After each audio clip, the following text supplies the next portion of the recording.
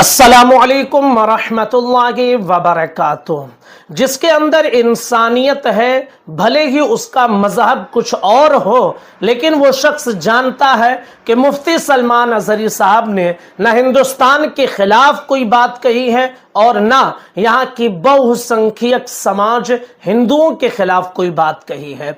यही वजह है कि बहुत सारे अमन पसंद लोग वो मुफ्ती सलमान अजहरी साहब के साथ खड़े हैं, अगरचे वो मजहब से हिंदू हैं। मुंबई के विनय दुबे ने उनके सपोर्ट में ट्वीट किया है। अश्विनी नामक शख्स ने भी उनके लिए, उनके सपोर्ट के लिए ट्वीट किया है। और इसी तरह बहुत सारे गैर मुस्लिमों ने, जो मुफ्ती सलमान अजहरी साहब के मानने वाले भी हैं और वो जानते हैं कि इन्होंने कोई बात गलत नहीं की है, सिर्फ और सिर्फ इनके खिलाफ साजिश रची जा रही है, वो सब इनके हक में और इनके सपोर्ट में खड़े हुए हैं। और ये हिंदू भाई हैं, इन्होंने तो पूरी वीडियो क्लिप डाली हुई है और उन्होंने पूरा चिट्ठा खोल कर रख दिया है कि किस तरह से मुफ्ती सलमान अजहरी साहब को फंसाने की कोशिश की जा रही है। मैं गुजारिश करूंगा कि इनकी इस वीडियो को एक मर्तबा सुने ताकि हकीकत आपके सामने वाज़ेह हो जाए। दोस्तों नमस्कार, मेरा नाम रविकांत भारती। आप सभी को बता दें कि मुफ्ती सलमान अजहरी साहब को गिरफ्तार कर लिया गया है और उनका गुनाह यह है कि वह इजराइल को कंडेम कर रहे थे और इजराइल के खिलाफ भाषण दे रहे थे। वह फिलिस्तीन के गाजा पट्टी पे जो मासूम बच्चों का, अस्पताल पे महिलाओं को जो कत्लेआम हो रहा है, उस कत्लेआम से उनका हृदय बहुत दुखित था और वह भाषण देते हुए इजराइल को खरी खोटी सुनाते हैं और वह कह देते हैं कि आज खामोशी है, कल शोर आएगा, आज कुत्तों का दौर है, कल हमारा दौर आएगा। यह बात सलमान अजहरी इजराइल को टारगेट करते हुए उस भाषण में कहते हैं, लेकिन यही दो लाइन पीछे का शायरी में से काट के वायरल किया गया और बोला गया कि यह हिंदुस्तान के खिलाफ बोल रहे हैं, हिंदुओं के खिलाफ बोल रहे हैं। और उसके बाद गुजरात एटीएस आया, इनको अपने घर पे नजरबंद किया 10 घंटे और उसके बाद गिरफ्तार करके महाराष्ट्र पुलिस के साथ गुजरात एटीएस इनको महाराष्ट्र के थाने में लेके गया और फिर महाराष्ट्र का थाना जो है, वहां थाना से लेके कहां चले गए, यह जूनागढ़ गुजरात के लिए इनको लेके प्रस्थान कर गए। अब मुफ्ती सलमान अजहरी ने जो इजराइल को टारगेट किया था, क्या इसके पहले हिंदुस्तान में इजराइल को कोई टारगेट नहीं किया है? दोस्तों आपको बता दें, हमारे देश के एक महापुरुष हैं जो पूर्व प्रधानमंत्री हैं, जिनका नाम अटल बिहारी वाजपेयी है, वह इजराइल को ना भाषण देके उसकी औकात दिखाई और कहा कि अगर कोई विदेशी ताकत हमारा जमीन अगर छीनता है, इस चीज को हम बर्दाश्त नहीं कर सकते। ठीक उसी प्रकार फिलिस्तीन का जमीन जब हम अपने लिए बर्दाश्त नहीं कर सकते तो दूसरे के लिए भी नहीं। अगर फिलिस्तीन का जमीन इजराइल ने लिया है तो इजराइल को वह जमीन छोड़ना पड़ेगा। और अटल बिहारी वाजपेयी ने इजराइल का विरोध किया था। तो इजराइल का विरोध करना क्या गलत है? आप बताइए, क्या इजराइल जो है अमानवीय घटना नहीं कर रहा है? इजराइल जो है 2 वर्ष 4 वर्ष के बच्चों को मार रहा है। कल जो है एक बच्चा बंदूक के साथ, वो जो खिलौना वाला बंदूक प्लास्टिक का होता है ना, 4 वर्ष का छोटा सा मासूम बच्चा उसके साथ खेल रहा था वेस्ट बैंक फिलिस्तीन में। वहां से उसको पूरा आर्मी पहुंचता है, उसके घर को ध्वस्त करने का प्रयास करता है और बच्चे को गिरफ्तार करके लाता है। इजराइल मासूमों पे अत्याचार कर रहा है कि नहीं, महिलाओं पे अत्याचार कर रहा है कि नहीं? अभी तक गाजा पट्टी पे लाखों लाख लोग मारे गए और पूरा विश्व मुख्य दर्शक बन के देख रहा है। यूनाइटेड नेशन, आपको बता दे दोस्तों, यूनाइटेड नेशन के बहुत सारे लोग वहां मदद करने गए थे, उनको मार चुका है। बहुत सारे यूनाइटेड नेशन के कार्यकर्ता मारे गए हैं। ये तो छोड़िए, बहुत सारे पत्रकार मारे गए हैं। और इस तरह से इजराइल जो टारगेट कर रहा है, यह पूरे विश्व के मानवता, अगर आप मानव हैं तो उसके ऊपर कलंक है। और उसके खिलाफ बोलते हुए मुफ्ती सलमान अजहरी ने इजराइल के लिए, अगर वहां के हुक्मरानों के लिए अगर कुत्ता शब्द का प्रयोग किया तो क्या गलत किया? वहां पे गलत कुछ नहीं किया, क्योंकि समझिए सलमान अजहरी से समस्या क्या है।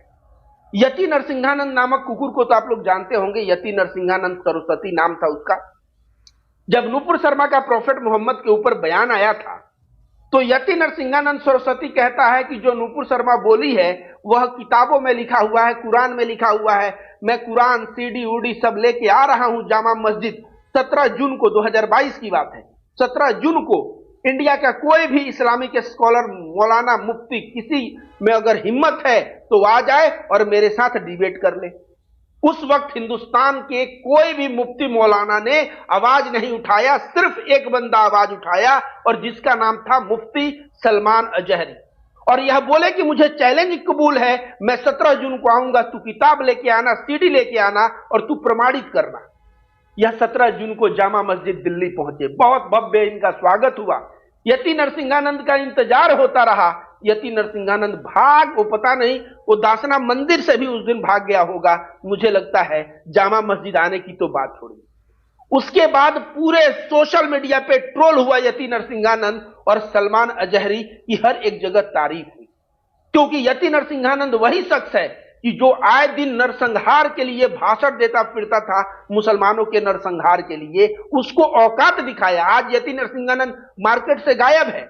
क्यों गायब है पता है?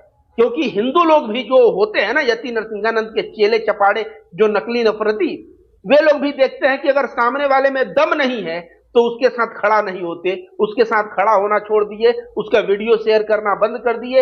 यति नरसिंहानंद का आप बताइए, 17 जून 2022 के बाद एक भी वीडियो वायरल होता आपने नहीं देखा होगा। तो यति नरसिंहानंद का जो दुकान था ना, जो सोशल मीडिया पे नफरत की दुकान चलाता था, उस दुकान को बंद किसने किया? मुफ्ती सलमान अजहरी ने बंद किया। आगे दोस्तों आपको बताते हैं, क्या मुफ्ती सलमान अजहरी सही में एक आतंकवादी प्रवृत्ति का व्यक्ति है? क्या वह हिंसा को प्रमोट करता है? तो जाके उनके दो चार ना स्पीच सुनिए, उपदेश सुनिए। मोहम्मद साहब के जिंदगी से अच्छाइयों को खोज खोज के वह बताते हैं कि प्रॉफेट मोहम्मद साहब ऐसे थे, वैसे थे, ये थे, वो थे। आप भी दूसरे का सेवा करिए, दूसरों के लिए जिए, अगर पड़ोसी भूखा रहे तो उसको खाना खिलाइए, अपने लिए क्या जीना। और इस तरह जो है प्रॉफेट मोहम्मद के मार्ग पे चल के पूरे मानवता की सेवा करने की बात ये करते हैं।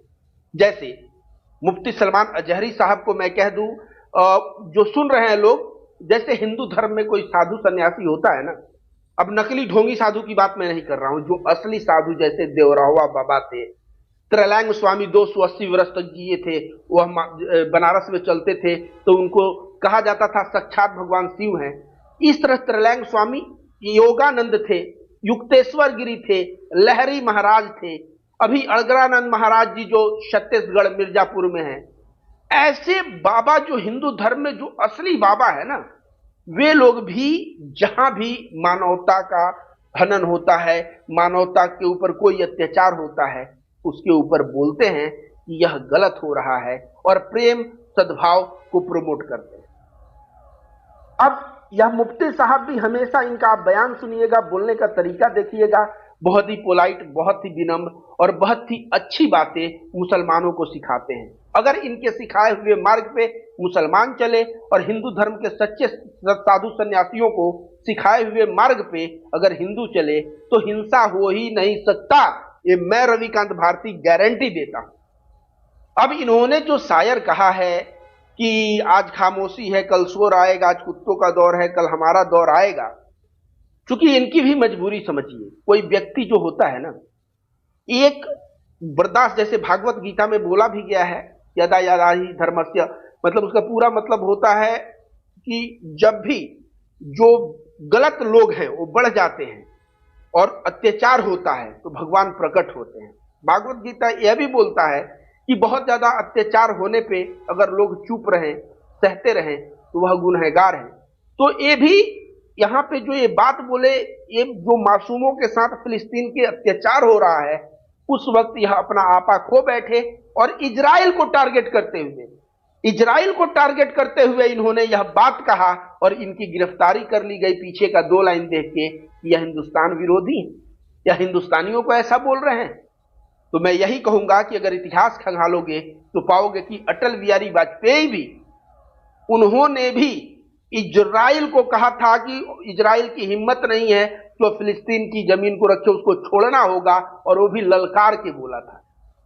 तो इजराइल अगर गलत कर रहा है तो गलत को विरोध करो, और विरोध करने पे अगर उसमें का पूरा परपेक्ष छोड़ के 2 लाइन लेके और उस पर गिरफ्तारी होती है तो यह बहुत ही